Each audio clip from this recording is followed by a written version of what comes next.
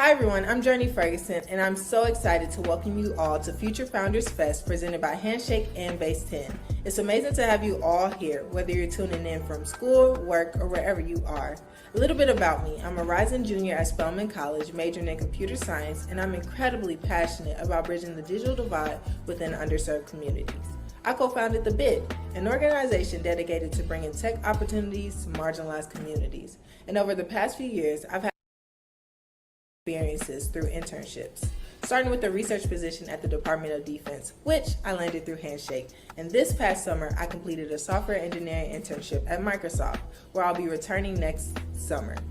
This past school year, I had the incredible opportunity to visit Silicon Valley with Base10, where I got to meet and learn from some amazing founders. One highlight was meeting Garrett Lord, the co-founder and CEO of Handshake, who we're lucky to hear from later today. Listening to their stories was not only inspiring, but also a reminder of how impactful entrepreneurship can be. That's why I'm especially excited for today's events. We got a lineup of speakers who are going to share their journeys, challenges, and successes in the tech and startup world. Whether you're interested in launching your own venture or breaking into the industry yourself, today is going to be full of valuable insights and inspiration. I want to extend a warm welcome to our incredible speakers and all of you who are joining us for Future Founders Fest. I know we're going to learn so much from their expertise and stories shared here today. To everyone watching, thank you so much for being here. I hope this event leaves you feeling inspired and ready to make your mark in the tech world. Let's dive into Future Founders Fest and get started on a fantastic event.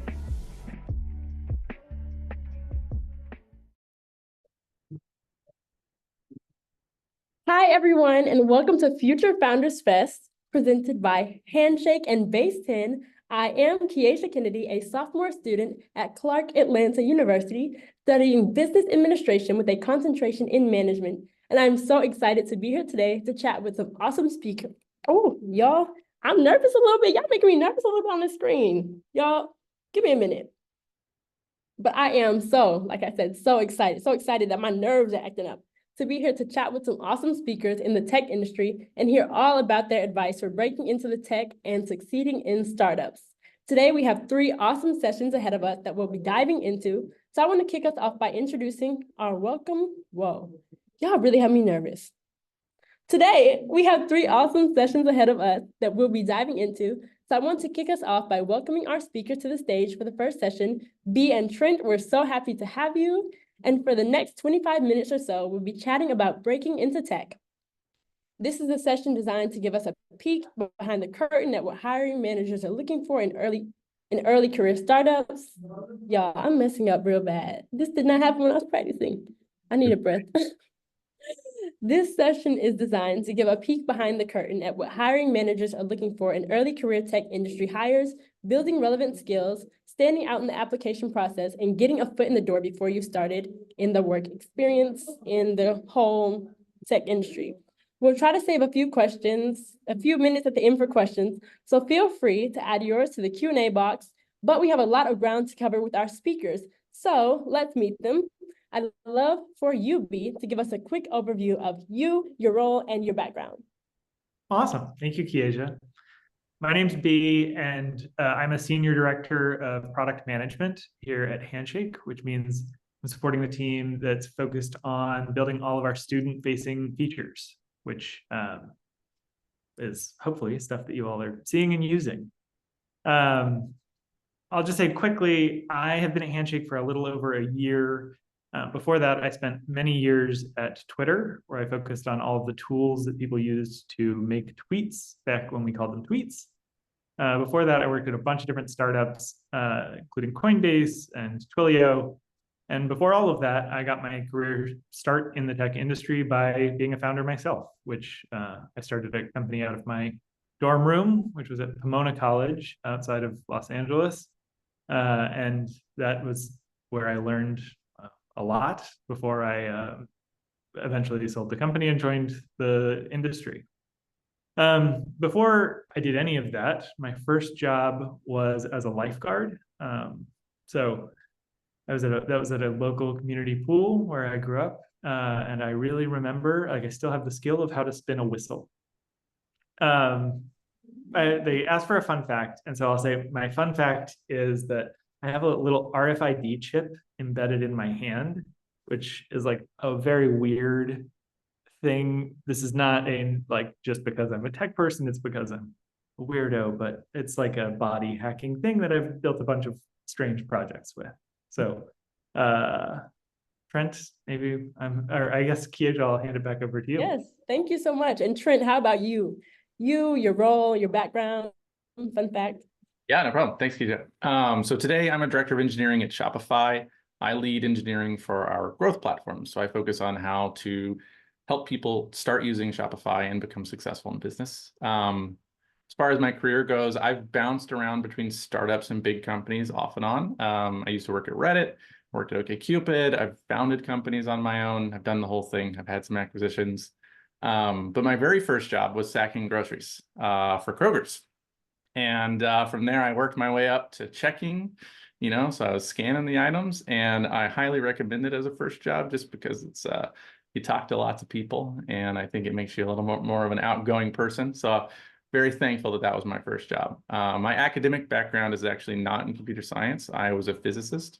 In fact, I was in a PhD program that I did drop out of, and found my way into software engineering. My fun fact is I have a firm belief that the very worst pie in the world is still better than the very best cake. So that is it. That is, yeah. So shocking. Wow, I know. spicy. Yeah. So think about that one for a little bit. And cheesecake is a pie also, that's the corollary. I don't know if cheesecake is a pie, but we'll have to let that slide. We'll get into that another time. It's so nice to meet you both, but I think we should get right into it. I know there's a lot of skills that you need to learn to be successful in the tech industry. What skills and competencies do you think are most important for students and recent grads entering the tech industry? And Trent, I'd love to hear from you about this. Sure. Yeah, sounds great. So tech industry is interesting, right? I think it's unique compared to a lot of industries where autonomy is definitely a big value that's you find throughout the tech industry in general, most tech companies. That's different from a lot of people's first jobs where you're going to be told what to do a lot of the time. Whereas in the tech industry, we're really looking for people who are very adaptable to different situations, can leverage skill sets. If you're an engineer, we don't need you to just engineer, right? You need to be able to collaborate with other people, break down problems and design them with other people. And generally, kind of do your own research, right? Especially as you're starting as a new engineer. And I think it's the same in other roles. It's something that permeates the culture of tech. But I think communication is really the one that when I look at like people who are joining, and if there's a skill that they can beef up, that's always the one, written and verbal communication in general. So anything you can do there is going to pay off. Communication is always great. I think everyone needs to brush up on that. I definitely can brush up on mine, but I'd also like to hear from B. What do you think about that question? Yeah, I think one of the things that's maybe unique and challenging, but also exciting about working in tech is how fast everything changes. And so I think, at the beginning of my career, the set of like specific tools you would have wanted to learn to be good at any given job are really different from the tools that you might want to be learning today. And so I think more important than any specific thing is the idea of just like having that growth mindset and priming yourself for continuous learning, that this is an industry or a career path where things are going to change, and your best, like the most success is going to become if you can adapt. So if you can just like take a new tool, pick it up, and if you get stuck and you say like, no, my old way of doing things is the only way to do it, that's going to be like the more dangerous thing versus like if there's one thing I think you really have to know. So that just getting into that mindset of you can learn anything, you will need to learn a lot, and like taking that attitude of just new things come in, I'm going to figure them out and pick them up. I think that is something that is really valuable, will keep you flexible, but it's also something like I look for in hires. It's like, just what are you learning? What are you picking up? What are you trying out that's new? Okay, thank you. So you talked a lot about being adaptable, being flexible, and always having a growth mindset. I really like that. So thank y'all so much for that insight. leading us right to our next one.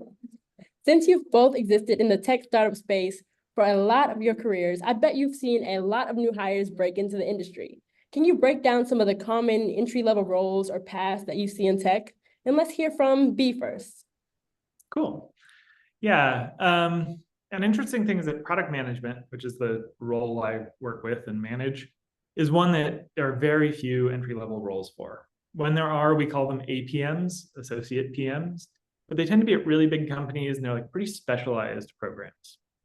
Most people coming into product management were doing a different job, often in tech, and then they just like were solving customer problems and taking on and learning like how to solve them. And then they started working with an engineer to solve them, and all of a sudden they've sort of put on a product manager hat and they take the job, and that's the career path from there.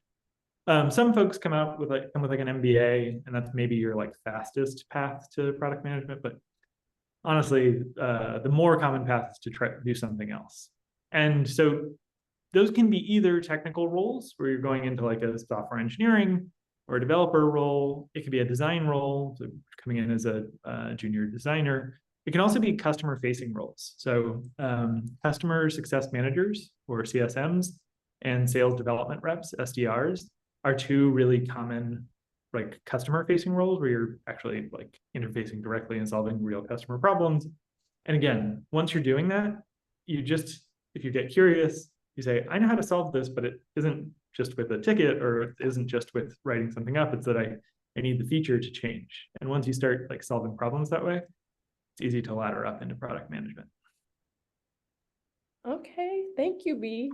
And Trent, do you have any thoughts about entry-level paths into tech?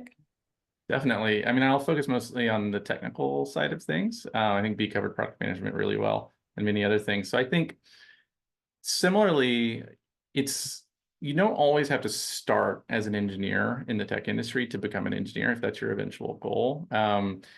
That can be the straightforward path sometimes. And, there's internships and everything. And that's a typical path that somebody lands their first tech job. But there's so many other roles. And in fact, when I dropped out of my PhD and took my first tech role, I started as a sales engineer, which, was a role I'd never heard of. But it was a technical role that also had me in front of customers, like helping them design solutions and doing custom software, things like that, which allowed me to jungle gym over right into a pure software engineering role. I see that a lot. So I think being open-minded about, and looking at your strengths, where you're at today, and really, not being afraid to apply for roles that look within your sphere, but maybe, aren't exactly the thing you're looking for today. They aren't the goal, but they're one hop away, right? Data science is a good one, data analysis and stuff like that. Those paths are very successful and often allow you to switch. Like the tech industry is very good, I think, about letting people find the role that works for them best over time. Okay, thank you, B and Trent. Those are super helpful ways to break into the tech world as an entry-level applicant. But now I think we should dive deeper. Let's chat about what students can do when they've identified an opportunity and are ready to apply. This question is for B. I haven't asked it yet, though. Here it is. How can students make themselves stand out on platforms like Handshake when they're applying for tech jobs? So this is advice I have given for a long time and that I give all the time. The best way to stand out, the most valuable way to like make a good impression is to build something, to find some little problem you're excited about, some annoyance in your life, in your daily life, and build some solution to it. A website, an app, anything. Just find a way to build a digital solution, and then talk about it. Tell people about it. Tell people how you built it, what you learned.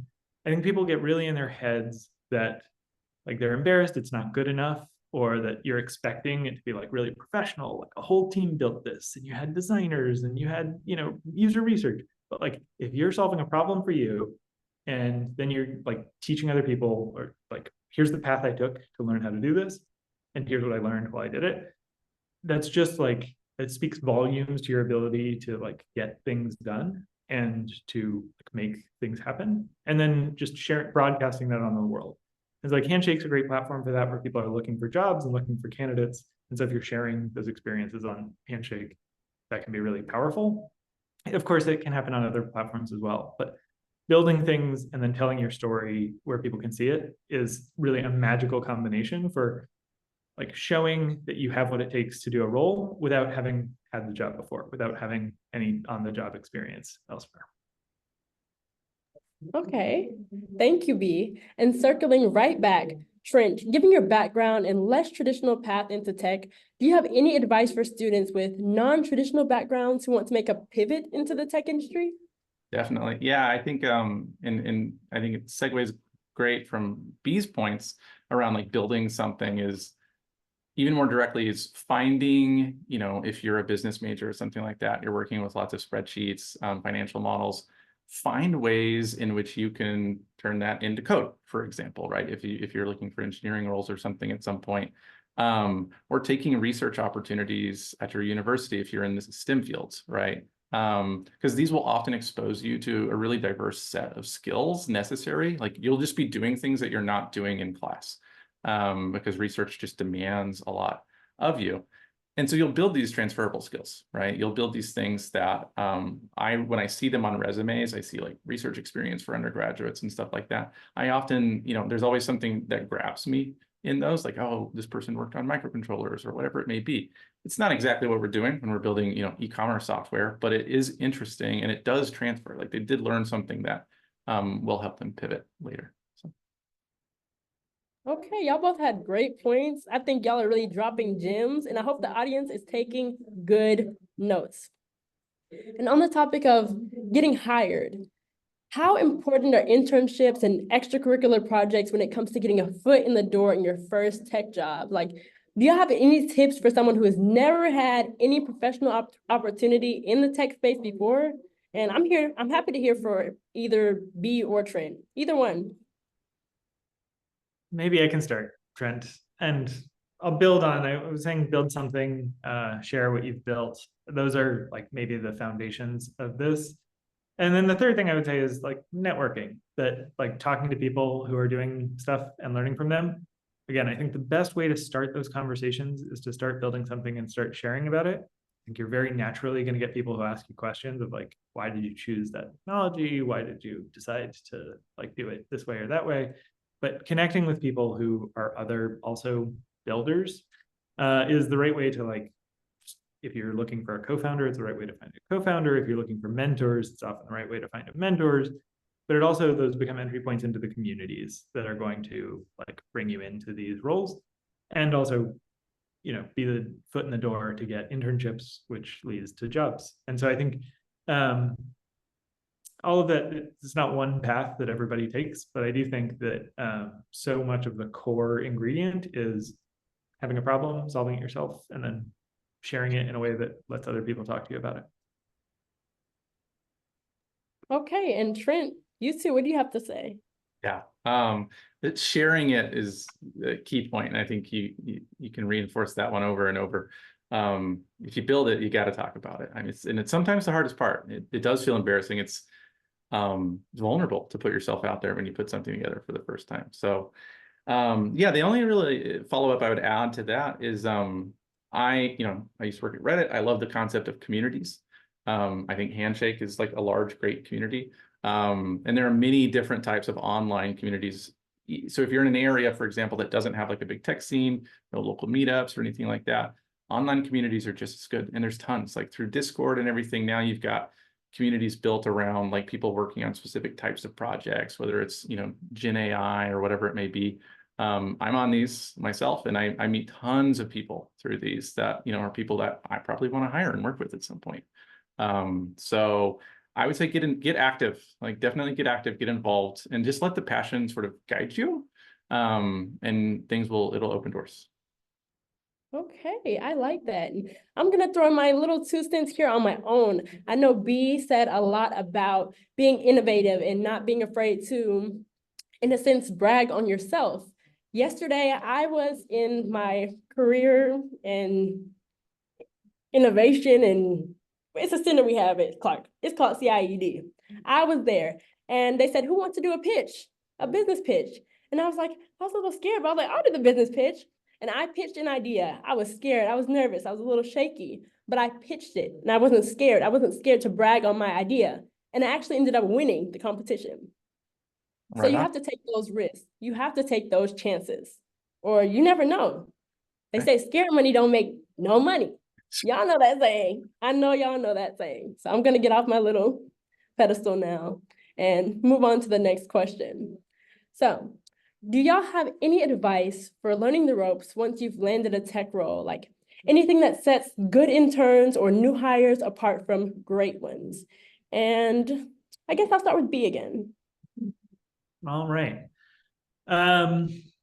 So like, I think that the answer is asking questions and looking for feedback. But I think that it's like easy to say and hard to do. When you are new and when you're like coming into a profession and into a company, it's very hard to like admit you don't know things and to like ask questions of folks and not you don't know what's embarrassing, like what you should know and what you shouldn't know and like what's reasonable to ask. But the thing that I talk about with my team, and this is folks who are all the way entry level to people who are very like far in their career, but your career is this path which is filled with like rocks that are in your way. And when you're working with a manager, when you're working with a new team, you have to get through this path. But before you can do that, first you have to know where the rocks are. And the rocks are like the things you don't know or the things you're not good at yet. And sometimes the answer is like, we're going to go around them. You don't need to learn those. You don't need to get good at that. There's a lot of stuff you're just never going to be good at because you don't like it. Some stuff you're going to have to move out of the way. You're going to have to learn that skill. You're going to have to learn that tool. But you're not going to make any progress before you know what the rocks are. And so I think that like the mindset of nobody has a clear path. Everybody has a lot to learn. Everybody has a lot of things you have to grow on. And the first hurdle is figuring out what those things are, is I think really valuable to then being able to say, like, you're going to ask those questions, you're going to look for those things, and then you're going to start putting in the work. None of them are things you solve overnight. You don't just like say, oh, I heard the feedback, it's done, I fixed it. But like first you name the things, then you start working on them, and then you learn and you get better and you grow. And that's, I think, the magic recipe, whether you're new until even when you're later in your career. Okay, and I'll just repeat the question really quickly. Do you have any advice for learning the ropes once you've landed a tech role? Anything that sets good interns or new hires apart from great ones? And now I'll hand it over to Trent. What would your advice be? Sure, good from great. Yeah, I mean, I think the great new hires, interns that I see in the role are the ones who demonstrate like the resourcefulness to learn on their own. But this isn't the only thing to focus on, right? Like there are times where you're in over your head, and at the very beginning of your career, you will be in over your head almost all the time, right? So everything is unknown at this point. And so it actually helps, I think, to get organized about what you know and what you don't know, which may sound strange, but it's a habit that I kind of started when I was in grad school. And physics is a very wide field, right? And there's a lot of things to not know. But as you run across these things, what I used to do is I had a little notebook, and it was just like, I would just take notes. I'm like, okay, I heard somebody say this thing, or I was in some lecture and they talked about this. I don't know what that is. I'm just going to take it for granted right now, and then move on and write it down and come back to it later and figure out if that's something that I need to know. And I've taken that into my career as well. And I think it's helped a ton, right? And I do it for everything. I don't do it just for tech and engineering. I do it for like, what is this finance term that I heard at the, on all hands in the business or something like that? Just what is this? I want more information. I want to know it, but I want to be able to prioritize not getting overwhelmed, right? And so I can manage that learning curve on my own time. And I find that really helps. It also takes away some of the anxiety that I didn't know what that thing was, right? If I just write it down and just like, I'm just going to come back to it later, it's fine. Because there's probably a lot of other people who also don't know what it is. So I think taking comfort in that. But those are the people I see really excel. Folks who find a way to manage through asking those questions and knowing when to ask for help, right? You got to spend a little time on it yourself, but you got to know when you're stuck as well. So hard balance, easy to say, hard balance to find, but you can find it. Okay, thank you. Like I said, I hope everyone in the audience is taking good notes. And I thank you so much for both of your insights. And it looks like we have a decent amount of time for questions from the audience. So, which question will I pick? Let's see. This question is from Sihan Chen. I hope I pronounced your name right. She says, or he or she, they said, "Hi, thank you for being at the session so much. If I want to build a website that offers customers aggregation and sortation of information similar to Handshake, what advice would you give me? How do you view the market and how to make my company stand out in this industry? Thank you so much." That was a heavy question. I don't know if who wants to answer that one. He's the guy for that one for sure. Yeah, I can definitely take this one. So I think that the specifics of your idea and the business you want to run are going to be like include a lot of details that I don't know and that we don't have time to go through. But I'll say that when you're building something, you always have to simplify. So everybody imagines the finished version of the product they're going to build. And I have cousins who call me like once a month and they've got a new idea for an app or a new idea for a product they think is going to be great. And it's great ideas. I love them. I love hearing about them. But so much of what I spend time with them talking through is like, okay, well, what's the first thing that we could do? Like, what's the first step we take? And then like, let's do that. And then we'll see whether people like that thing. And based on what we learn from that, we're going to do a little more. And so the ability to say like, it sounds like you have some complex requirements here and you've got a lot of things you want to do. Slim it down.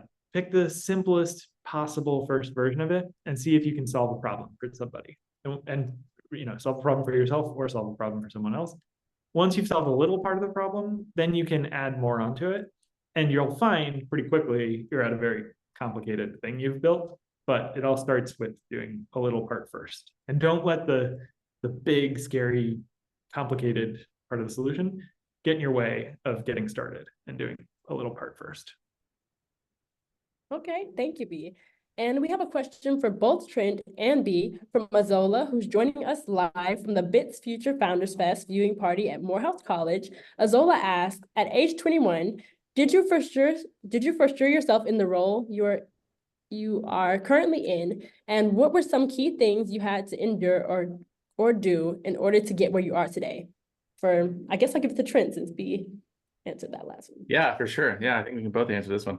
No, not by any stretch of the imagination did I think I would be where I am at 21.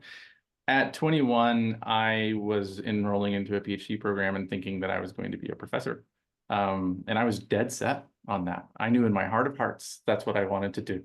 And I had thought that for a very long time. And in a short 2 years later, I had dropped out. So goes to show, you can feel very certain about things, but change will come. So no, I definitely didn't see myself in this role. Didn't see myself as an engineer or anything like that. But those things happened, right? And I just had to be open.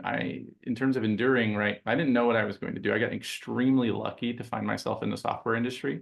But when I was first finding jobs, I was going to be an electron microscope tech. There's very few things a guy with a physics background can do, or people are actively hiring for. So I did bounce around quite a bit before I found the thing that I really did enjoy. And that turned out to be software, but it might not be for everybody. So I think keeping that open mind and checking in with yourself, give things a couple years at least, and then checking in with yourself and figuring out where to go from there is the best way to approach it. Okay, B, I think I'm actually going to have you answer a different question just so we can get one more in there. Great. I'm going to do a question from Laith. I hope I pronounced your name right. If you, B, could recommend one book that you wish you read sooner, what book would it be? What book would it be? Okay. There's probably a bunch of answers to this if I had some time to think about it. But there's one that I find myself recommending a lot. The author's a bit of a jerk. But it's still a book I recommend a lot. And it's called Anti-Fragile. The author is Nassim Taleb, who's written a bunch of books that like are valuable in a bunch of ways, or have been good in a bunch of ways, but he's a jerk. So I can't necessarily, well, anyway, I'll just say the book is about the fact that people and systems and teams respond very differently to change. And so some things are fragile. When change happens, they break. And some things are resilient, which is when they change, they survive, but they still slow down and they don't do as well as they did before. And there's this idea, and he has a lot of really good examples and really compelling like way of bringing to life the idea that some things are anti-fragile, which is when change happens, they actually get better, they get stronger, they go faster, they take advantage of the new opportunity. And so much of what I think lets you be anti-fragile is the mindset of knowing that that possibility exists. You know, that when change happens, that you should be looking for the opportunity. You should be looking for the new chance, something that you can get out of it. And I found that to be like really powerful in my career. Like when I've changed managers or when I've changed companies or like when change has been hard, being able to say like, oh, this feels tough. Oh, right. What can I be getting out of this? What can I take advantage of? Where's the opportunity? Has really like accelerated me, has been really powerful for teams I've been on. So while I could probably come up with a less controversial author if I had another minute to think about it, I do think it's a book that has been really impactful for me, and I wish I'd read it sooner. Okay, well, thank you so much. And I feel like I've learned so much from this session, and I feel like our audience probably has too. And I just want to say thank you to Trent and B so much for your insight. And I guess I'm excited. No, I don't guess. I know that I'm excited to transition into our next session, Succeeding in Startups, and welcome two new virtual speakers to the stage, Marcel and Katie. We're so happy to have you here today.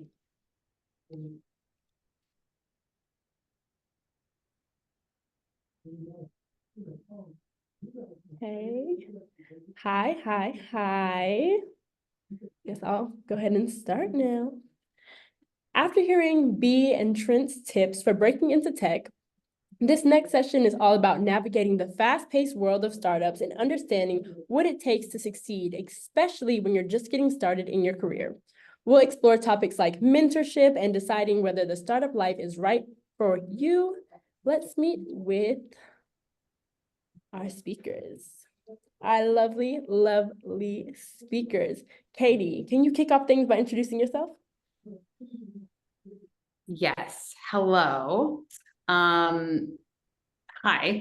Just got settled in. B just left. Nice to meet everyone. My name is Katie Kelly. I'm the Chief Marketing Officer at Handshake, and I only got into tech about 10 years ago. So before that, I worked in television, and before that, I was getting my PhD, and I worked in museums and archives.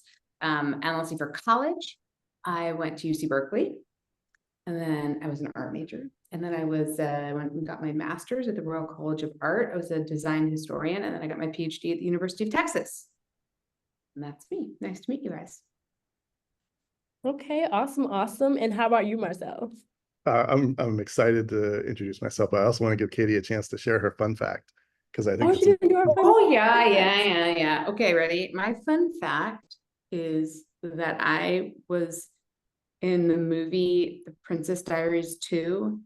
I'm a glorified extra. I'm wearing like a gray uniform. I'm in like the marching band. It's hard to beat. That's really weird. Over to you, Marcel. That's awesome. That is hard to beat. Hi, everyone. My name is Marcel Weeks. I'm the VP of Product Engineering here at Figma. We make design software. And before this, I was VP of Product Engineering over at Slack, where I'd worked for 6 years. At the time, we made software to help people communicate in the workplace. And prior to those two stints, I'd done a bunch of startups, as well as startups you've never heard of, most of which have failed, some of which are acquired. And for those that were acquired, I got a chance to work inside of larger companies. So I had a glimpse of larger companies as well as startups. But my very first job was as a busboy at a restaurant in my hometown called Mallard's. And that taught me a lot as I worked my way up from busboy to server. So that was a lot of fun. Um, Academic background on my end is pretty straightforward. Studied electrical engineering. Realized that electrical engineering is like, at the time, was basically writing software that then went off to a fab and took like 9 months before circuits came back. And I thought 9 months is way too long. Can I write software for something that goes out sooner? And I got into software as a result of that. But I studied electrical engineering at Princeton University.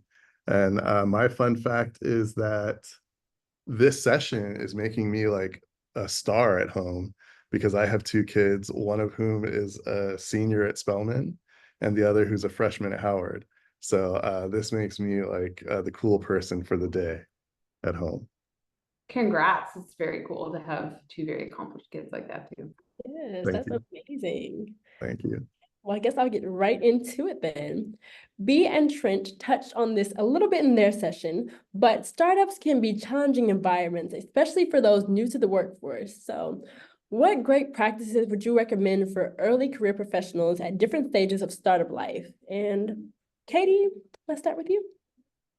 Okay, thank you for asking. And I thought about this a lot. This is actually advice I give kind of at any level, but it's especially important to learn how to do this when you're first starting.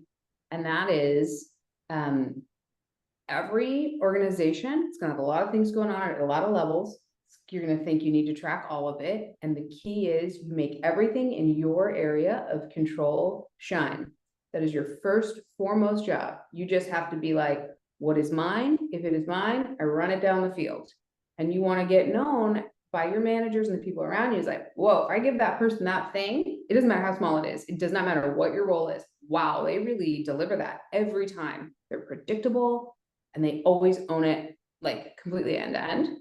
From there, once you've known, like you built up you're known at your organization for doing that, then you have to remember, it's a little bit harsh, but it's a good thing to keep in mind. But like organizations are existing for the organization. They are not existing for your success. They're existing for the business's success. So the degree to which you can map, okay, now I've proven I really can deliver. I'm a person who, whatever it's given to me, no matter how small, I always deliver it. Well, now I start to stay flexible. So I can see if the org's flexing, how am I going to help the org? And the degree to which you can align your success to the org's success is like probably going to lead to future growth, promotion, things like that. Like I always see that as a pretty predictable path of success. You can align what's good for you with what's good with the business, then you're cooking. Okay, great. And Marcel, I would love to hear your thoughts on this as well. I'd echo what Katie said straight away. I think first off, the first part of what she described, I've often described to people close to me is do your job, like get that part right, do your job. And when you prove your competency at that, you can think of it as concentric circles. You get permission to do more and then more and then more. And I'd say the next skill that's pretty critical, and it takes a while to develop, frankly, it takes years, is learning to navigate the organization. Like every organization is different. They value different things, their different priorities. And navigating that means sort of understanding who are the major players who hold influence. And then also, again, coming back to Katie's point, I consider it sort of incentive alignment, like making sure that what you're doing and what's important to you aligns with the organization. Sometimes that's just like an impasse. It won't ever happen. And that's oftentimes when people look for other opportunities. But if you can find once you understand the organization and how to navigate it and you see what's important to the organization, you want to do work that aligns with that. Because as someone told me in a sales-led organization, the closer you are to the revenue, the better off you're going to be, right? And that's not true of every organization, but like as you understand that organization, that was like a key thing. So I'd say those are some of the things that I really is very much echoing what Katie said, but I would agree with both those in a big way. Okay, thank you so much. I love how you spoke about navigating, because that kind of transitions right into our next point about navigating like finding mentors. And I know that finding the right mentor and advocate is crucial in any career, but I feel like that in this type of career, networking and advocacy is really, really important in startups. So how do you suggest early career professionals go about building their own personal board of directors? And this question is open to Katie or Marcel, either one. Katie, I'm gonna let you run with it. Okay, all right, I'll start. And then I'm actually kind of curious what you would say. So I think it's easiest to not go in cold and just like cold call network people. I think you have to start with your own circle. So you start with a professor you might have liked, or as soon as you get your first job, maybe a manager, an adjacent manager you want to learn from, and then from there, and I'll tell you what I think you should do in those first few meetings. But I think then you start there and you say, who else can I talk to that you think would be helpful for me to know? Because it's probably not going to be like the first guess is that person's on your personal board of directors, but like you got to start somewhere. And so you got to start with like the adjacent people in your life, and then you keep kind of going, oh, who's next? Who's next? The key is just a couple questions that you want to know, write them down in advance. And I'll like a rule of thumb, we used to joke about this in grad school, but I think it's kind of true in life, is like people think you're the smartest when you let them talk. So all you got to do is get into the room and say, I want to know what you think about this and this, and let them go. And they're like, man, you're really smart. Thanks for letting me let you know what I think. I was like, kind of like always the case. So you build up reps doing that, and then you ask, who else should I talk to? And then you start to see who you really feel a kinship with, and then you go from there. Yeah, absolutely. I think that's great advice. One of the things I love about this question is the distinction between mentors and advocates. And this is a fine distinction, but one thing I would point out is mentors are oftentimes people who you keep in your life over a series of opportunities or throughout your career, whereas advocates may be company specific. And an advocate might be someone who, when you're not in the room, they are advocating for you. They are putting your name as someone who could do something. This gets back to what we mentioned before in terms of really showing your competency. It's oftentimes someone who has observed your competency who can be an advocate for you and like saying you should get that assignment. A mentor might be someone you're going to with like, hey, I've got these different opportunities. How should I think about it? And they're both invaluable. Like you really want to build these networks as much as possible. I would say that these are not necessarily mutually exclusive. Like people can be both. Someone who could be your advocate at company A could actually be a mentor as you move forward through subsequent companies. And also, it takes a while to find the right person. It's a relationship like any other. You got to like find the right chemistry. And I do think a lot of what Katie was talking about in terms of meeting people, letting them talk, it often helps. The other thing that people will think you're really smart for is if you have done any research about them whatsoever. If you were meeting with someone who did a podcast with their friend once 3 years ago, you listen to that podcast and you mention it. And like all of a sudden you're a genius, right? So, and I say that as someone who did a podcast with my friend 3 years ago. So like I'm not throwing shade there, but I think these are important relationships to have. And they're the things you want to, the other thing I would say is like every other relationship, you invest in it. So it's the type of thing where you don't only reach out to your mentor every 2 years when you need something, but you sort of keep them updated because they have a vested interest in you. Once they've expressed that, you want to like keep them updated. And it's as simple as sending like a quarterly email. Here's how things are going at work. How are things with you? Just like keeping up on things. Okay, so what I'm hearing is network and build relationships intentionally. And I really, really like that. I'm going to lead us right into our next one. B and Trent spoke a lot about the common entry level tech roles during their session, but I'd like to focus specifically on startups now. So given that you've both spent a lot of your careers in the startup space, what are some jobs that you define as the starting roster or most important functions for any tech startup? And Marcel, I'm going to give this one to you. Okay, I'll answer this primarily from the product engineering side of things. You'll often hear these acronyms thrown around, and I agree with what B and Trent were saying earlier. Like Trent's thing about taking notes on acronyms or just terms you don't know and coming back to it. I do that every day as well. And now I just use ChatGPT or Claude to answer to fill it in for me. But one of the acronyms you'll hear thrown around in product engineering is PED or EPD or some variant of those letters. And they stand for product management, design, and engineering. And those tend to be the three legs of a stool for any product that's being built. There are a lot of things that go around that as well. There's data science, there's research, there's lots of other functions, but most organizations will start out with those three. And those tend to be, they work in careful concert, right? Like it's not that the product manager is the boss of that group. It's not that engineering is the most important function in that. It's not that design gets to wear all black and make all the decisions. It's really that those groups work together in defining how a product is actually built out.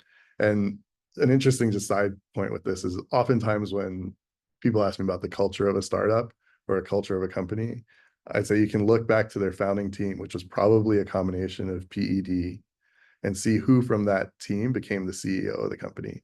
And that'll tell you if it's like a product-led company or a design-led company, such as Airbnb, or an engineering-led company, like maybe Google. You can sort of like divine that from who from that founding team played which role. Okay, and Katie, I'd love for you to chime in here as well. I know we're crunching down on time, so if you could do it quickly, I that'd be will, I so will. Okay, so two really common non-tech startup entry-level roles. Number one, very, very common and with probably the most volume on the market is an SDR. It's called a sales development representative or BDR. You do not need to want to go into sales to be an SDR. It's a fantastic way to get to know the organization and get a leg in. They are known to be starter careers. They're known to be early talent. So a lot of people come in and you can go either way. You can be, actually you can move into product. You can move into other areas. If you really shine, again, own your area and do that. So that's one. And those tend to be at companies. You should look for companies that are called B2B or enterprise tech. That means tech that isn't just sold because someone swipes a credit card, but that needs a sales team to go sell it. So tech that's being sold to businesses. So if you can find a product that you like that's like that, then they'll probably have a sales team, and they'll probably have an SDR team. And then you got all these routes in from there. You can go into RevOps, or you can go into sales, or you can go into marketing, or you can go to tech. So it's a great way. I would say even look at like on-site admin things that may not be what you want, but at least you get to know the company and you learn the roles, and it can be a great way to get things going. And then on the marketing side, like field marketing, event marketing, content marketing, and social media, especially social media where your inexperience in a way works to your advantage because you're on the cutting edge of being on social media. And often like the sad olds like me and Marcel are not as able to be online as much. And so we look to you for that. So those are great ways in. And again, all of these things don't really matter. It's just a way to get in and be like, look how good I am when you give me one thing. And then like what Marcel said, then you get to move on. Then you get to move on. So don't overthink that first role. I think it's just a foot in the door. Okay, thank you both for that. Now let's get into some real talk. Startup life can be very different from working at a larger, more established big tech company. So what are some of the pros and cons of each environment that people in the audience might want to consider as they think about their future careers? And Marcel, this one's for you. All right. I'm going to preface this first by saying I have a personal bias for startups, as you heard me say earlier. And by startups, I tend to mean like companies that have fewer than 10 people or so. Like it's the type of thing where I've worked at several of these now where like you get to go to lunch together, everyone in like one or two cars. That's like, it's a very small period of time for a company, but it's a lot of fun.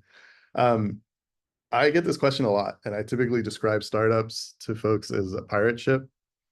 You're on it, and all that matters is the success of the ship. You'll do whatever it takes, whether that is answering customer support calls, writing up code, updating the website, taking out the trash. Everyone's in it and everyone's doing everything. Larger organizations, I tend to describe as it's a little more Game of Thrones. There might be a bit of fiefdoms going on. People are building their own empires. There's a lot going on that has nothing to do with whatever is shipping out the door in the product. And those are like two extreme ways of describing it. But I think you get, it helps color sort of the experience you have. The pros of being at a startup are you get to do everything. You get to wear every hat. You get to find out what do you like doing and what don't you like doing. And that's really exciting for people. You get a chance of breadth of experience. The cons of being at a startup, you might not be there very long. The startup might not be there very long. And I would say the biggest con of being at a startup, and this is one that I felt personally in my career, is that after having done a series of these, I probably had a personal network of about 100 people. Whereas if I had worked at a larger company, that would have been done in minutes. Like you would have known 100 people very quickly. So the pros of a larger organization are that there's much more structure. You'll get to meet many more people and build your network. And also, depending on the organization, you get a little bit of like additional bona fides, right? If you spent 2 years at a company that has a name brand that people know of, that's like a benefit. That you could spend those same 2 years at a startup and learn a lot more, and no one knows anything about it. So those are the pros and cons as I see it. Okay, and Katie, over to you. Very similar to what Marcel just said. I think, startups are high risk, high reward. So again, like your resume, you get the name brand boost, and you could get a major financial boost if you started a startup. So obviously that's one. I think what's in early career, what you should be thinking about is how you can get as much skill and experience as possible. That's the thing. You're building your bank up of skill. So the cool thing with a startup is, what you just said was like, you're doing a lot of stuff. That you're learning a lot of stuff. It's like, oh, I actually to dab my hand at like a little bit of marketing, and I like went on site and met a customer. And then I also built a little bit of the product. So you get to learn what you like, and you get to get better at stuff. That's pretty invaluable. It's pretty great. The con is, and this is the plus for a bigger company, is, things like, okay, so what's my career growth going to be? What's the career level framework for moving ahead? It's like, there's no career level frameworks. There's no path for success. There's literally a path to stay alive. And we all have to just work, stay alive. And that's all we're doing here. So you don't get some of the stuff that, especially if you come from a university environment, universities are very like, you do A, you do B, you do C, and then you graduate with success. It's very hard to know what success looks like, growth looks like. But then again, high risk, high reward. Suddenly you could be leading something because it's a startup, because people are just like, you did good, take more. So you just have to decide kind of what your appetite is for all right, a little anxiety producing, but I want what I can gain by being a startup, and like, I want to gobble up all the information and all the opportunities, just get more opportunity to do that. There'll be way less hand-holding. So you got to be a real self-starter. Okay, and before we ask any questions, well, that was really great, by the way, but before we ask any questions, I just have one final question to ask, and I'm gonna let either one of you take it just because we're running out of time. And here is the question. If you could snap your fingers and create a startup success toolkit for anyone in their early tech career, what would you include in it and why? And like I said, that question is for one of you, but either one of you. Oh man, pressure's on. You better correct me if I think I also was like, make a Google Doc. So same as Trent, same as me, same as Marcel. You will not know anything. So you got to start by being like, I got to open a blank piece of paper, and everything I don't know, I go, oh, okay. And then you really only look dumb if the second time you haven't looked it up. So you got to make sure you're like looking stuff up and self-educating. So that's one. Remember, it's not about you, it's about the business. So you have to have a healthy, like, kind of separation from your ego. So you have to have a conversation with yourself, like, am I filling my cup other ways? Because it's about the business, not about me. You have to be really open to change and flexible. And I think you just have to be very hungry. I always hire for hunger in early roles. I have to be like, is this person willing to do a lot of work and like be there on time and put their all on the line for things? Great. So I think that's, for me, that's a checklist. It's not about the code language, it's not about the skills you have. I assume you're going to learn on the job and you're ready and open to do that. Okay, so it seems like you're looking for people with dedication, like they're fighters and they're ready. And I just thank y'all so much for those insights. And it looks like we have some time for a question or two from the audience. And it's so loud in my background, y'all. Please, please forgive me. The library is not very quiet, but here is a question, and it's a question for Katie. Question for Katie from Lauren. She says, hi, I'm currently majoring in marketing. Do you have any advice on how I can break into the tech industry with a marketing background? So what I would do is I would go for those types of roles. So I'd say like content marketing or social media or field. And I would have one little example of a thing you can share. Here's a great piece of writing I did. Remember, tech, you go short. So have a few examples of short writing. Look at this post that got a lot of likes. Look at this thing that I did that was really popular. Look at this. I built a little mini slide thing, imagery that I put on Instagram, and it performed really well. And show that hunger and just say, I'm willing to go to all of the field events. Put me in, coach. Like that's what I would do. I'd look for those types of roles though. Okay, thank you so much, Katie. And for Marcel, someone says, startup work often means building things that have never been done before at a company, so no one knows how to do them. How do you Lord have mercy. How do you execute multiple projects at a time that you honestly don't know how to do and have never been trained on? This is a fantastic question because like this comes up all the time. Like people ask me for an estimate on a project and I'll say, we don't have an estimate yet. Like, how can you not have an estimate? Like no one's ever done it. Like that's the reason we're doing it. That's why we get paid. So I think the reality is that is the sauce in which we swim, right? So like we get very comfortable with that. And some of the techniques we use are breaking down tasks and pattern matching. So we look at how big something might be big and we say like, all right, what's the first step of that? And break it down into tasks that we have a pretty good sense of. And you can pattern match it as you gain experience. You can say sort of like, okay, building an authentication system usually takes about this much time. And you break it down into something that you've seen before. And that's how you come up with estimates. But I would flip the question a little bit on its head. I mean, I know it's something that causes anxiety at first because you're asked to do something you don't know how to do it. But that's actually what makes this job great. Every day you're doing something you've never done before. And oftentimes no one else has ever done before. And that's fun. That's like, once you realize everyone's in that boat, you're like, all right, this is cool. It's when you first get to work and you have imposter syndrome and you think everyone around me knows how to do everything and I'm the only one who doesn't know how to do anything. That's hard and that's stressful. And we all have that. We all work our way through that. But once you realize everyone's learning to do it and that's just a part of the job, that's awesome. Okay, so thank you. I'm hearing just that it's always about learning. You're never done learning. Never done learning. We have another question in here, and it is for either panelist.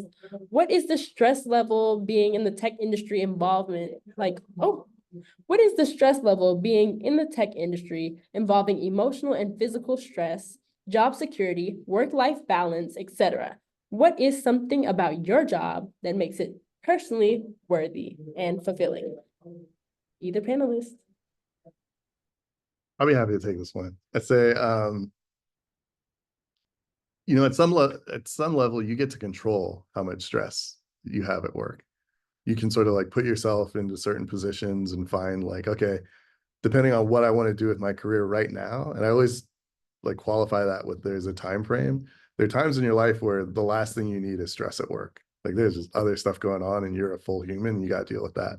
And then there are times where, all right, I can like really lean in right now and make this happen and try and advance my career. And I think you can choose, when you're lucky, you're fortunate, you get to choose those times and the workload as it comes to you.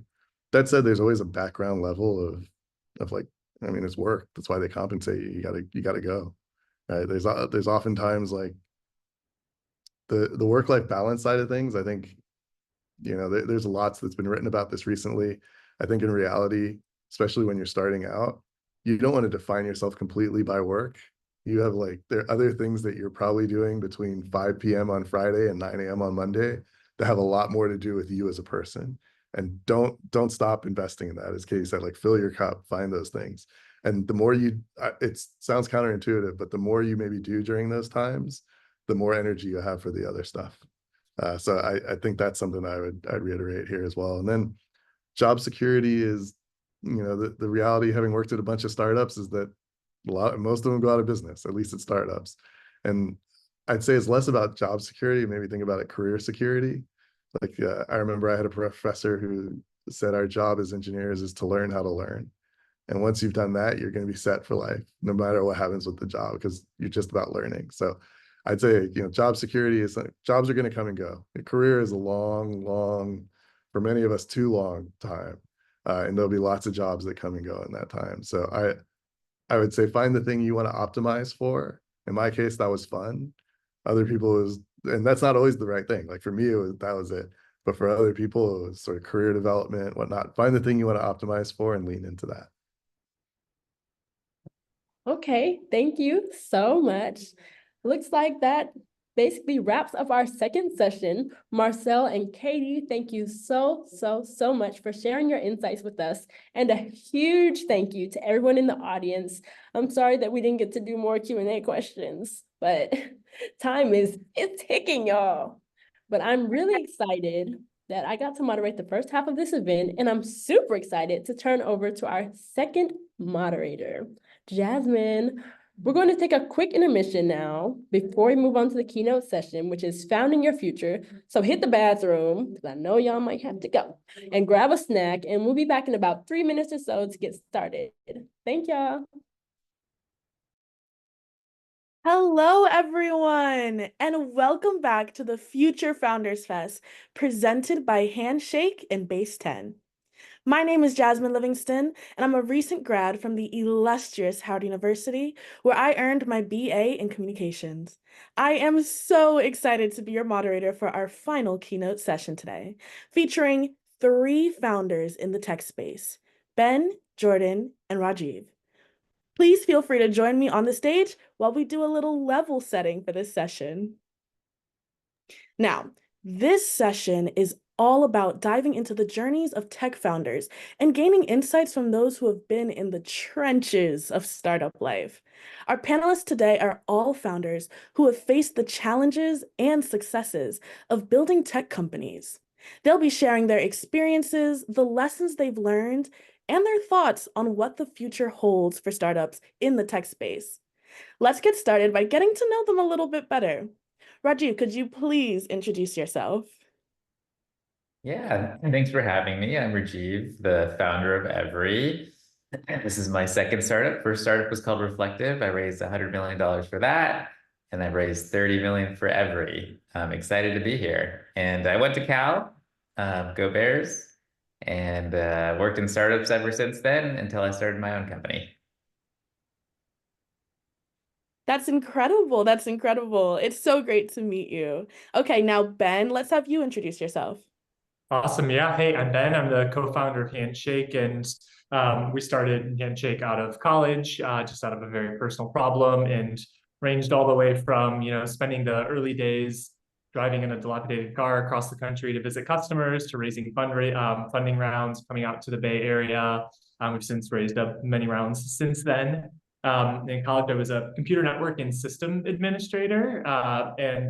Basically, if we hadn't started Handshake, I would be decompiling malware and helping build security systems to prevent that. So it would have been a very different path for me otherwise. Wow, no, that's so cool. Okay, now last but not least, Jordan, can you please introduce yourself? Sure. Yeah. Hey, everyone. I'm Jordan. I'm the CTO and co-founder at WoFlow.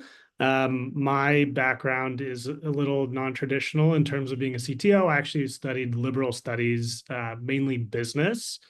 I've been entrepreneurial my entire life. I've started many super random businesses, all from the beginning of elementary school.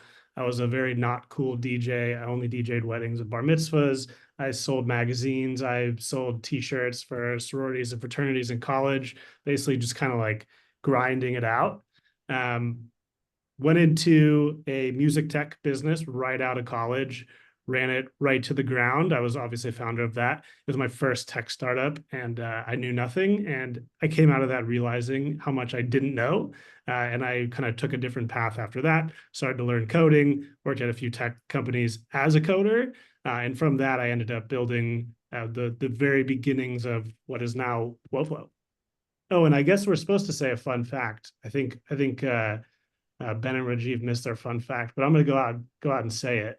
I'm getting married in 23 hours, so it's a limited edition fun fact for myself. Oh, wow, congratulations. That's incredible. Oh, I can already tell we're going to have some incredible stories during this session. So let's get started with your journeys. Can each of you share a little bit about how you decided to start your own companies and what that journey has looked like? Rajiv, can you kick us off again? And if it's possible, can you give us your founder journey in 3 minutes? Yeah. So this is my second company. My first company was born out of Disney. I used to make mobile games at Disney, and I ran a studio. And the studio did really well. And so someone said, "Hey, if you leave and start a company, I'll give you a check." So that's what got me on my way. Before then, like I hadn't thought about it too much, but at that point I was like, I work harder than everybody else and I don't get paid more. I get paid the same. So maybe I should be doing something different because I overwork. And then I was like, oh, why don't I just try this thing? So that's how I started my last company. And then this company was my current company, Every, was just built out of the pain of the last one and realizing I like doing this and there's nothing else I can do. So I started another company. That's incredible. And honestly, I'm such a huge Disney fan. Dream job. Um, but of course, okay, now Jordan, I'd love to hear about your journey next. Tell us a little bit about your path. Yeah, as I said before, I worked at a couple different tech companies, some big, some small. And like a lot of tech companies are born out of some form of gap that you find at the company you're at. That's exactly how WoFlow started. I realized that there's thousands of people doing a lot of manual work, a lot of data entry work at the company I was at. And I actually did go ahead and try to build some like really awesome automation. But being, basically just like Rajiv said, I was kind of working a lot more than I was supposed to for my specific role. And I was like, okay, this is actually something that can be applied to what I think is like a lot of other companies. So I actually posted on Facebook, which I don't think a lot of people on this call use right now, but this is basically like the Instagram back in the day. And I posted this thing about, does anybody have any copy and pasting issues at work? And from that post, this guy, Will, who was my friend, responded. He is now my co-founder, and two other people responded to that one text. They were my first two customers. And so from that one post on Facebook, I realized there really was this little gap in the space. So I went ahead and did a nights and weekends project for about a year, started to become profitable, and then made the leap. Wow, that's incredible. The power of social media. Oh, and I use Facebook too. Okay. Okay, so now, Ben, everyone in the audience is here because of Handshake. We'd love to hear a little bit more about how you got here.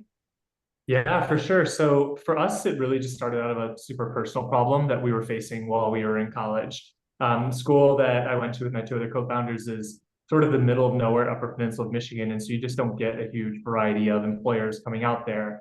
And so what we saw time and time again was our friends kind of just going down the beaten path in front of them into roles and careers they weren't very excited about. And no one was applying to places like Facebook or Google or to, a investing company, whatever else, because you didn't even realize that those opportunities were out there and in front of you. And so we kind of first started it as this is very personal problem of the students to other remote schools. And as we started talking to more students, more employers, more universities, we really realized it was a much larger problem than that. When you stack in gender, ethnicity, socioeconomic status, being a first generation student in college, so many other different factors, it's just such an unlevel playing field. And so that's really what turned it from this like, hey, this is kind of a interesting side project for us to play with and try to do some things with. Like, no, we really want to go after that. And then when we finally really sat down as we were going into graduating, we had to sit down, the three of us as co-founders, and make a bit of a commitment to each other of like, cool, how in this are we? We're really going after this. And we set a timeline and a commitment. We said, hey, in the next 3 years, if we haven't brought on at least 5 school partners and all of the students and employers kind of that would come with that, that's when we can finally have a question on if it's still working or not. And we were lucky enough that we ended up with 5 schools in our first year, and then 60 to 160, and so on from there. That it just ended up kind of growing beyond what we would have imagined when we were first getting started, and has been, I think, an incredible experience ever since then as well too. Oh, that's amazing. You all have had such unique journeys and so many inspiring lessons already. Now, for those students in the audience considering to start their own company someday, what advice would you give for taking that leap from idea to action? We can start with you again, Rajiv.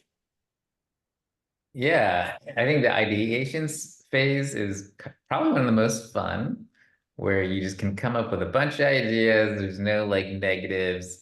I think the key thing is never just like, don't like be skeptical about your ideas. I think the reason why like big incubators like why I see go after really young founders is because they're not like burdened by like past baggage of what can't be done.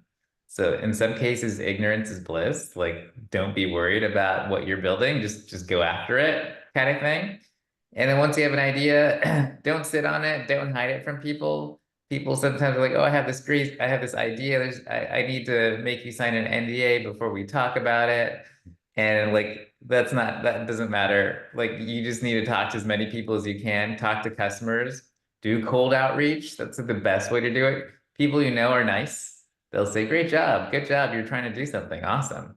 But to get real answers, you want to go to like cold outreach on LinkedIn, find people who might buy your product, talk to them, see if they would sign something and pay you even $50, like some amount of money, could be anything, to see if they actually would use it. Because otherwise, everyone's really nice to you and they love like eager entrepreneurs, like people who are like, gave me that nice pats on the back and thought it was cute that I had an idea, and they're like super friendly. But that's not super helpful. They'll all be happy and positive, but you got to see if they'll buy, and you got to use cold outreach. So that's my thing. Just quickly go out and start talking to customers. Ah, that's amazing. Okay, Jordan, what would your advice be? Honestly, I'm gonna say almost exactly what Rajiv says. The idea of holding it in is what usually kills people. So, like as a technical founder, I would advise you to try to spin something up as fast as possible and get it out there. So we like to think of things in rocks, stones, and sand.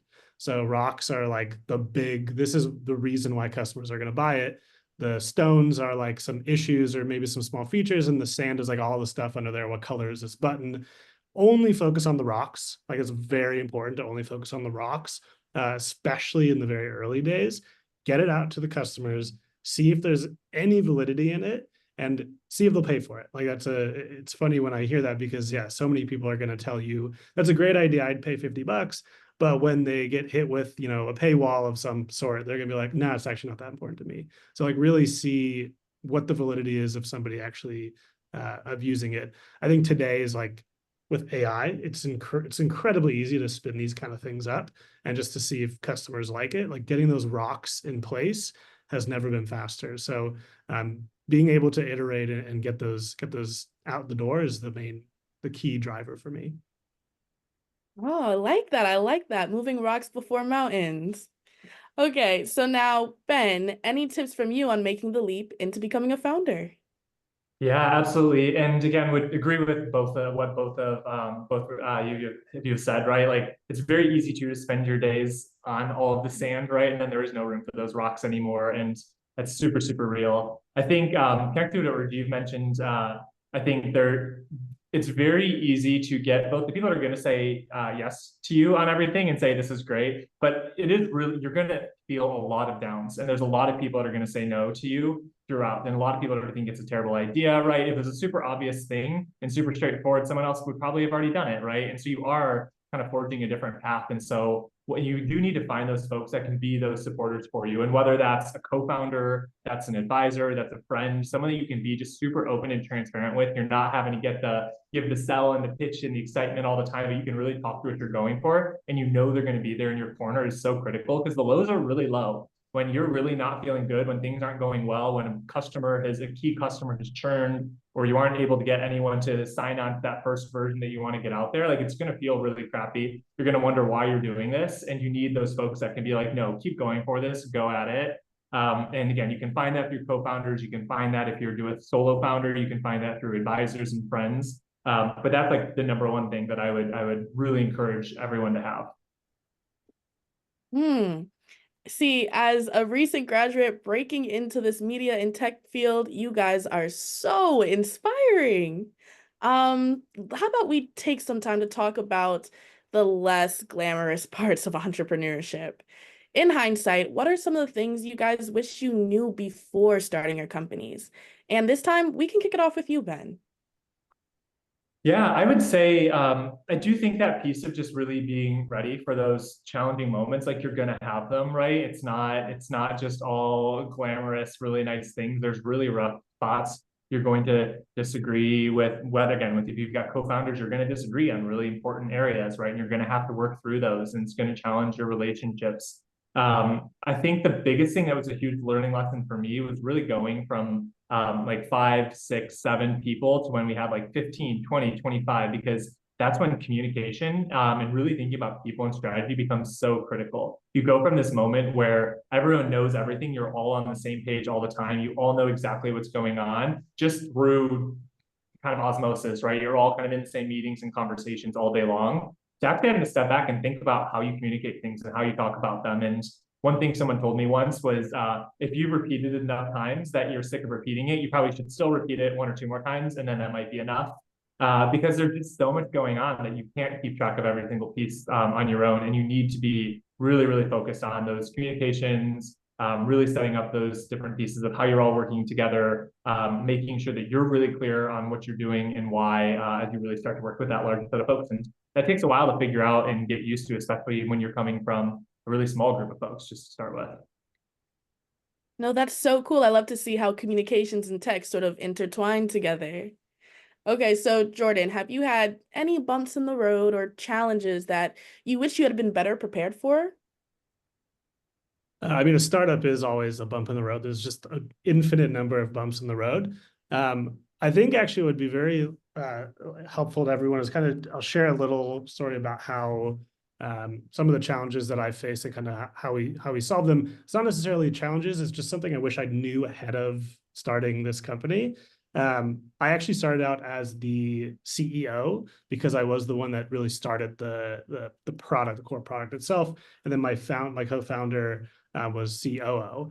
And it took us 4 awkward years to realize that I was not really the CEO, I was more of the CTO, and learning how to really push your ego aside. Like, you should have no ego as a founder. If you have ego, it's going to override a lot of the things you need to build your business.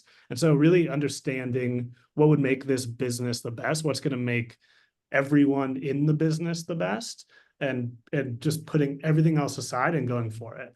And so it's something we did like 4 years into the company that I wish we did a lot sooner. I wish we realized a lot sooner, because once that happened, I think we were hitting sort of a plateau at that point, and that really actually pushed us over the plateau and really started to accelerate a lot of where we are today. So to me, that was a huge learning curve. I think also, again, this goes back to ego. This also goes back to one of the very first companies I started, the one I spoke of in the music tech space. I wanted to do everything myself. I thought I was really good at everything. Turns out I can't design if my life depended on it. Like, I just don't have an eye for it, but I thought I did. And so I was working with a co-founder of mine at the time, and I would just kind of ignore a lot of the designs that he was putting to me. And then 10 years later, I look back on the decisions I was making, and I was like, okay, I really should have known that I need to give up a lot of ownership over things. As you bring on co-founders and other people on the team, you're doing that because they're really good at what they do. You're not bringing them on just to be hands on a keyboard. And so you really want to bring on the right people and really listen to them. They're most likely in at least some pieces of the pie better than you. So acknowledging that, really consuming what they're giving you has helped me personally this past few years. And I wish I knew that, 15, 20 years ago. Okay, I like that. That was really insightful. Rajiv, let's end this topic off with you. Yeah, I would say the best advice someone gave me was trust your instincts.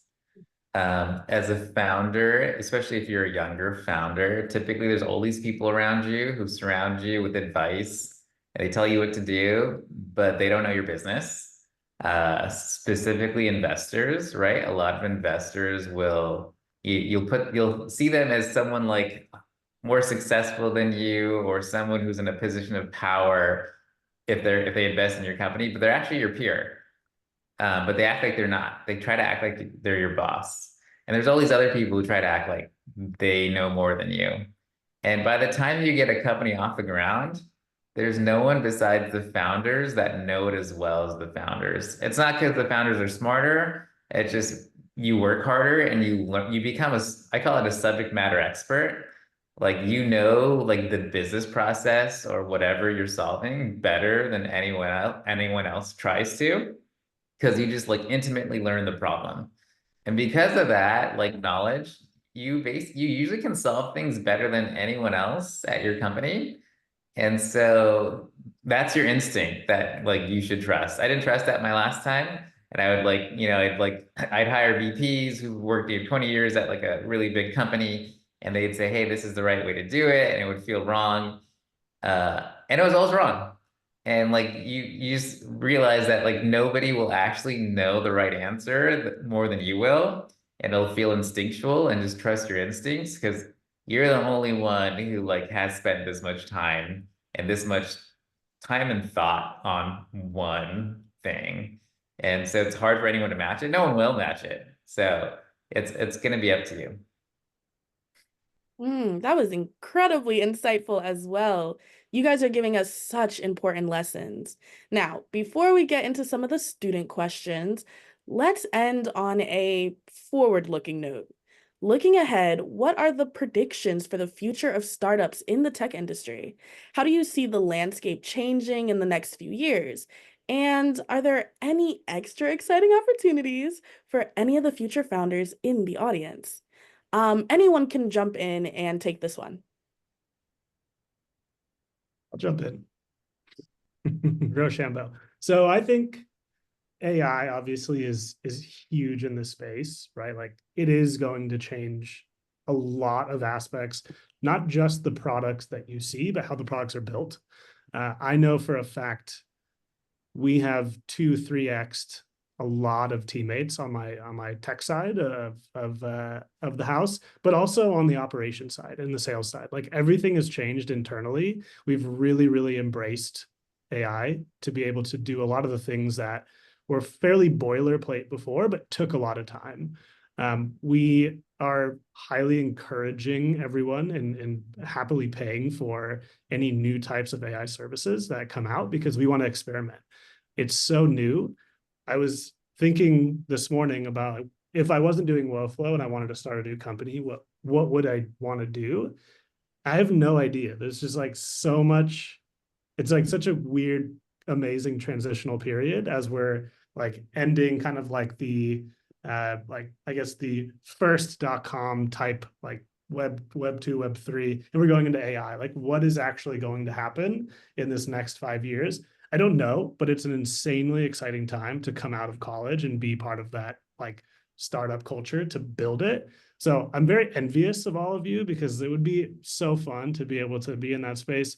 Rajiv said this earlier, is like some of the most fun parts is at 0 to 1. It's like building the product, no customers. You can just like take production down and like redo the database because no one's on it, doesn't matter. Or like maybe one person's on it, you don't really care. Those are the most fun times. You just do whatever you want. And having this new tool belt is incredible. So I'm really envious, and I hope you guys really harness it. That's so incredible. Ben, did you have something you wanted to add? Yeah, sorry. I was just I think one of the things that I'd note around just the changing landscape is I think one part of being a founder is just constant change, right? Like it is, I think anything about starting a new company is just a constant onslaught of change all the time, and needing to adapt and be ready for that. And I think a big part of that too is as you think about the founding team, right? Again, be that co-founders, your first employees, other folks you're working with, is really making sure you're picking people based on that, right? Versus one specific thing they know or one specific skill they have. You really need that team that you're working with, and to foster within your own self just that attitude and willingness to adapt and learn and adjust based on things, because there's going to be changes with customers, changes in the landscape, a new piece of technology is going to come along, a new competitor is going to come in. Maybe one of the big behemoths out there is going to suddenly enter your space in some way or another. And you just need to be constantly ready to adjust. And I think just continuing to have that mindset at all times versus trying to plan around one specific piece of things that are out there, building your team around really specific pieces of knowledge. You really want those folks who feel like you're going to be at your back kind of through the ups and downs, the challenges, the changes that come. And I think we just need to keep that constant ready for change mindset. Absolutely. This field is always changing, but I think that's kind of what makes it exciting. Okay, now Rajiv, definitely kick us off. Yeah, for all you founders out there, a little plug. If you're if you need to incorporate a startup, we're doing it for free for everyone on this webinar. So let me know. Um, but I think I'm most excited about consumer coming back with AI. And consumers kind of died the last 10 years. Like when the internet started, consumer was all the rage, and all the biggest companies are consumer, right? Like Facebook, Instagram, Google, Netflix. They're all consumer companies. But recently, you've seen all the investors have moved to B2B because there's just been less B2C opportunities. It's hard to like break in. But I think with AI that might change, and I think now refocus into consumer is exciting, especially for people out of college, like younger people like you guys, because like old farts like me don't know how to make cool apps. I can build a B2B app, but you know what? I can't build a cool B2C app. I'm just not with it anymore. So you guys have an advantage there. They're also easier to build, to be honest. Like it's right now, like most B2B apps have been built. So I actually don't think younger founders should do that because you're going to go against like incumbents that have already built a lot. So I think there's a good like opportunity to use AI to like get back into B2C, which is more fun too, right? Most people don't want to build B2B apps. No, that does sound fun. Thank you guys all so much for being here. And thank you to our incredible audience, because now we're going to get into some student Q&A. I know we've got a lot of questions that are coming through during the session, so we won't get to everything, but we do have time to tackle some of the most common questions and themes that we're seeing. So let's take a look. Okay, this first question is for Ben. A student says, how important is the name/prestige of your university or the major you choose with the success in being a founder in the tech industry? Does research, internships, and experience matter more versus the network or the educational value that comes from going to a top school? Yeah, I think it's a super interesting and nuanced question. And I'll start with the major part of it, right? That one I think is a little easier because I think the major doesn't really matter. And no one's really going to be looking at what your major was when they're talking with you, working with you on other things typically, right? Maybe if you're in like some really deep kind of tech, deep sort of science related thing, they'll care a little bit more. But more broadly, that's not going to matter as much. And for myself personally, right, I studied computer network and system administration, as I mentioned, learned computer science on the side, have worked kind of across. So I've moved through a variety of roles over time in the company, from managing building the application, right, to working with our go-to-market teams and scaling that out with sales, support, and success. I led our people and talent team for a while after that, have come back into the engineering side and really closely working with that side of folks again. And a lot of this is you're just learning these skills from talking to people. Where I think it gets a little bit more nuanced is like the name brand of the university or the people that you meet in it. And I do think that there is an advantage folks sometimes get off of some of the more prestigious universities, but that shouldn't be a blocker and doesn't need to be a blocker, right? Like I do think that like meeting people, putting yourself out there, talking to folks, building up, like you are kind of the sum of the people that you surround yourself with. And so use that time within your university, but also expand beyond that and go find folks. Earlier folks were talking about, making sure you do some of that cold outreach, talk to those people that could be your customers or don't know you as well and get that advice from them. That's critical, right? When I first was scaling up a support team for Handshake, I made it a point to track down 5 different people that had led and managed large scale support teams at different companies and convinced them to go to coffee with me just by kind of being persistent and then asking them for intros to other people and so on. And those conversations and asking them and getting kind of the pattern matching about how they thought about things and work across that, what pieces were there. And Michigan Tech's not a name brand school. We didn't come in with all those connections. We did have to work probably a bit harder than someone that had maybe graduated from Stanford or Berkeley would have, because they might have had some more of those built in, but it's not a blocker. And there's a lot of ways that you can get out there and build those connections. And I don't think it should ever be a thing that you let stand in your way if you're not at a super prestigious university. That's incredible. So definitely for all those students out there, don't be afraid to go out there and try, no matter what school you go to. Now, this one is for any panelist, so you guys can jump in. How can an aspiring entrepreneur explore their curiosity/interest in an effort to find problems worth solving? That sounds like I can chime in on that. That sounds almost like a personal thing, right? Like what's important? Everyone has different things that are important to them.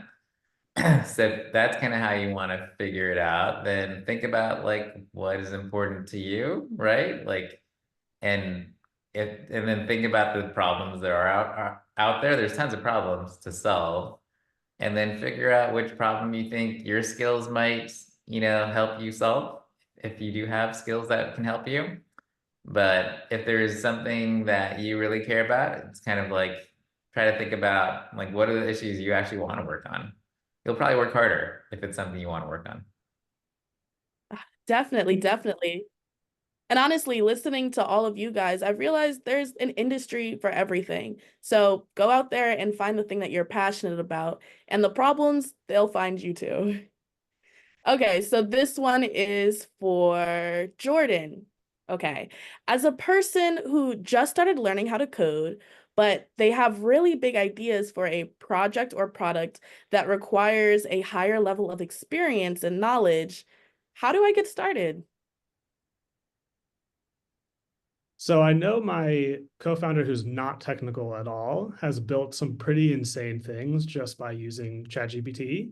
I acknowledge that there is a plateau on that, but it's probably a lot higher than you think that was a year ago.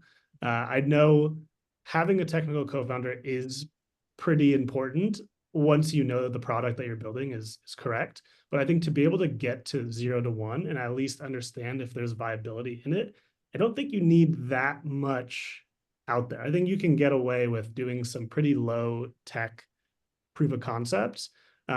After that, again, I think having a technical co-founder is insanely important. One of my like key values right now is making sure that I always have a co-founder. Like I think going at it alone is, there are a lot of companies have done it and done it well, but for me, I don't think it would have worked very well. I think there's a lot of silence and a lot of like pondering that actually is a lot healthier if you're verbally speaking with somebody who has the same interests as you. And so bringing on somebody who does complement your skill set by having a more technical background, I think would be very helpful. But again, I think you can get 0 to 1 without that. I did. Okay, that's incredible. That's really great. Definitely use your resources. AI is getting so incredibly advanced these days. Okay, so our next student question is for Rajiv. What is your most valuable evergreen skill that you've learned as a founder? I would say the value of hard work. So I think all this stuff, it's all about just who works the hardest. Um, I don't like when I do work hard, I guess I don't have the best work-life balance, but that's when I get the best results is I just work really, really hard until it's solved kind of thing. And I'm obsessive over the problem I want to solve to a almost strange degree where like, oh, I can't not think about it kind of thing. So I think my slightly obsessive brain is one of my skills because then I kind of just learn everything because I just think about it a lot and I spend a lot of hours on it. No, that's incredible advice. Okay, now this question can be for anyone on the panel, multiple people on the panel, and it comes from our student, Lauren. So what are some tips for acquiring funding for your startups? Are there any major lessons learned there? And a related question, at what point in the startup journey should you consider an IP?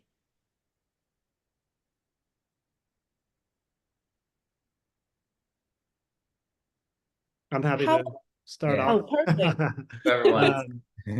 I think the 0 to 1 funding is a lot easier than the 1 to 2 funding or the 1 to 10 funding. There's so many angels and pre-seed funds that are willing to take a chance, mainly on the founder, not necessarily the product and the company. Don't expect an inbound for pre-seed or like your first check. I think using your network is insanely important. like making sure that you can connect to the right people. Also, a lot of these pre-seed funds and angels, well, if they're an angel, they're physically writing a check out of their own bank account. But if they're pre-seed funds, a lot of them don't have like a huge amount of associates. A lot of them are just straight partners. That's kind of the fund that we started with. Our first check was from a pre-seed fund, and it's just 2 partners. And so they're going to make their own decision. You don't have to navigate the firm and figure out who's actually making the decision, what's the Monday meeting look like, and all this crazy stuff. You want to find these like very small niche investors that are willing to actually listen to you and willing to get coffee with you and really showcase what you're worth, not necessarily the product. Is there anyone else who wants to jump in? I know this is a big question for a lot of students.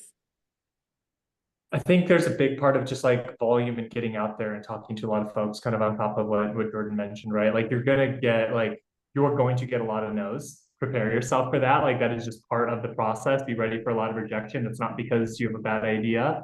Learn something though from each of those rejections. If you can get a bit of feedback from them or find someone that knows the space well and can kind of follow along with how you're doing the pitch and other things, get that feedback, learn from those, and just keep going at it and keep going for it and keep reaching out to folks.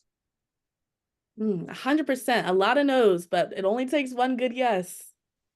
Okay, so going to our next student question from Sahan. This one's for Ben. What did Handshake do at its earliest stages to attract users and get itself known to all of these universities? Are there any lessons learned there? Yeah, so we, the way that Handshake really expands and really is able to make an impact is through partnerships that we build with universities. That was one of the key things we felt helped really bring this entire system together, right? The employers, the students, and universities are really kind of a self-reinforcing set of folks. And the way we got kind of progress with universities is we just started cold calling. We locked ourselves in a room and just said, cool, we're just going to start cold calling these schools, talk to them, started off as conversations of just, hey, will you chat with me? Give me a little bit of advice. We're just students looking to do it. Again, lots of no's, a lot of rejections. There's a big theme of rejection in a lot of my answers, but it's the reality of it. It's something I think everyone should always be ready for. And then eventually, maybe the front desk person would be willing to chat with us for a few minutes and we go from there. And then we actually expanded to, we ended up hiring someone on Craigslist to handwrite letters for us because our handwriting, all of our handwriting sucked. And so they handwrote letters to this list of folks we had identified as some of the top career services letters. And then they would handwrite these letters. We bought boxes. We printed mugs at the local Walmart with their alma mater printed on it. And had these dorky little trifolds that we stuck in these boxes, and we just shipped out 10 boxes every single day. Tossed them in the back of the dilapidated old car, drove to the local post office, went back to classes, spent the night packing more boxes, shipped more off, and that got a few people to start to talk to us. And from there, we were able to kind of chat with them, build and create more relationships with more folks, and really start to launch some of these first universities. And then they were key partners for us to really reach all the students and employers and really get that flywheel spinning and kick things off. Wow. I've been using Handshake for years now, and I had no idea how much went into it. That sounds like an insane amount of work. And because I know you guys are all extremely hardworking, this next question is for any one of our panelists. How do you manage your work-life balance as a founder? Family is really important to me, and I'm wondering if it's possible to have balance as a founder. I'd love to hear Rajiv on this one. I do have my first startup, I had no kids, and my wife also had a startup. And so we'd go to work, we'd eat dinner, and then we'd plop on the couch and just work until we went to sleep, maybe watch an hour of Netflix or something. And then on weekends, we were just exhausted, just like nap on weekends to get our energy back. Now we have kids. I have a 4 and 7-year-old. And so like now you just have to get more efficient when you have kids, because at 6 o'clock I stop and I do dinner time and bedtime till 8:30. Maybe I'll work an hour after that to like 10 kind of thing, hour and a half. But that's about it. I have this chunk of time that's going to be with my kids. So I just prioritize a lot. But I don't know what you guys think. I think the first 2 years, there's only like 2 or 3 things you ever have to actually do. Like in my first startup, I had like 1,000 things I thought I had to do. Now this time I'm like, I just have to do these 2 things. It's usually like there's two to three actual things that'll move the needle, and like 100 things that'll like the sand that you're kind of talking about, Jordan. And you only need to work on rocks when you're early stage. So I think if you can identify the rocks, then you can make it all work. Definitely, definitely. Okay, so this next question is for everyone. So you each can take an answer. Now, in a new startup environment, what's more important? Is it teamwork or is it your individual contribution? I guess it depends at what stage you're at. Because I would definitely say the 0 to 1, it's 100% individual contribution. I don't want to, diminish the value of teamwork, but if you're a team of two and there's only one technical person, it's all individual contributions. So once you expand out, once you try to actually scale, I think Ben was talking about this, it's a lot different with 6 employees. Once you have 12, 20, 50 people on the team, your job is a lot different and you have to figure out how to delegate. And then it is more about how does your team communicate? What is the process for that? But in the very beginning, it is just a grind and it's you and your machine. You are the machine, but you have your machine there to help you. I would say you need the people, right? That you can just like you kind of need to be able to not rely on a lot of communication early on. It has to be that sort of thing where you could go like radio silent for a few days if you needed to, and know that everyone's picking up different pieces, right? You kind of have to just like you need to build up that trust and that ability to know that you can just both be doing your individual mission, because that is what matters. You don't have the time to do a ton of coordination and check-ins and, hey, do you still have that thing? Where's that at? What's going on with that, right? If you're doing a ton of just like touch and base on stuff, you're wasting a lot of time that you could be doing individually contributing. And so I would completely agree. I think especially those early stages, it's all about that. And as it grows, right, how you think about coordination becomes a lot more important. Yeah, I also agree. I think collaboration is what kills big companies. Too much collaboration. I think if you go to a big company, you look at like Facebook, there's, I don't know, like 10,000 people working there. I'm probably out by a few thousand. But you're like, why are there so many people working on Facebook? The app doesn't look that crazy. And then you realize most people work an hour a day. The rest of the time they're in meetings. But when you're at a startup and there's no meetings, you work 8 hours a day, right? Or 10 hours a day. And that's how startups can catch up. Everyone else is working like actually outputting work for like an hour a day. Wow, those were all such different but such important answers. Okay, so our next student question, anyone can answer. How did you decide when to make big moves, like getting a lawyer for your company? Did you have somewhere that you turned to for advice on that type of stuff? Was it intimidating? For us, one thing that was super helpful is one of our early investors in our seed round really helped bring together a community of founders super well. And so that was a big source of it, right? So when we were thinking through this, right, when do you hire your first people and talent leader? When do you hire, a lawyer? And when do you think about a lot of these other executive, pickups? And how do you even think about compensating them at different stages of the company? I think really being able to leverage that community of founders through our investor was a huge part of it. And we would just grab time, reach out to them. Sometimes there was an email list that they'd manage and we'd email questions out to it and see what other folks did. I think benchmarking is super helpful and shouldn't be the only way you do things, right? Just because everyone else has done it doesn't mean it's right for you, but it can help you at least think through the kind of pros and cons of those areas, and especially asking people kind of the mistakes they've made when they hired too early as well has been a really helpful piece as well. Definitely, definitely. Okay, now we're coming down to our last 2 questions. Now, this question is for everyone, so everyone can answer.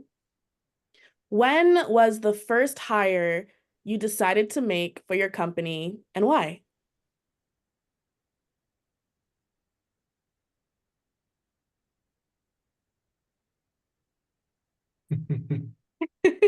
Everyone's thinking back so far.